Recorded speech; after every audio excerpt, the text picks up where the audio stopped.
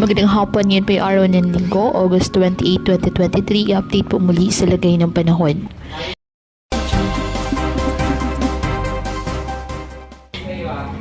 Lumakas pa at isa na pong ganap na super typhoon category ang bagyong Goreng.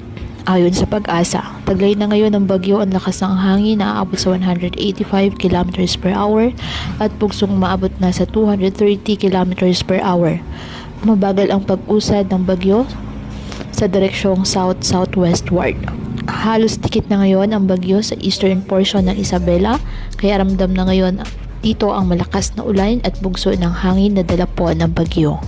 Signal number 3 nakataas naman ngayon sa Isabela at signal number 2 naman sa the eastern portion of mainland Cagayan and the extreme northern portion of Aurora.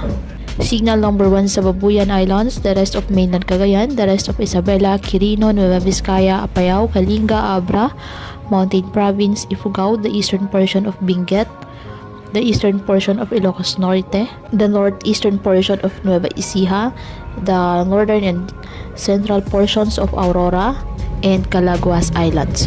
Sa mga nabanggit na lugar, ayon sa Pag-asa, posibleng makaranas ng pagbugso ng hangin at malakas na pag-ulan, kaya pinapayuhan ang mga nasa mababang lugar na pansamantalang lumikas. Samantala, nakataas pa rin ang gale warning sa mga baybayin ng Cagayan kasama ang Babuyan Islands, Isabela, Batanes at Aurora dahil sa bagyo. Kaya pinapayuhan ang ating mga kababayan na maging maingat at maging alerto po sa mga posibleng pagbaha at pagguho ng lupa at ugaliin na magdala palagi ng payong o kahit anumang panangga sa ulan sa tuwing lalabas ng ating mga tahanan. At yan po muna ang update sa lagay ng panahon ngayong araw. Muli patuloy po tayo na mag-ingat at palaging tandaan, God loves you. Stay safe and God bless.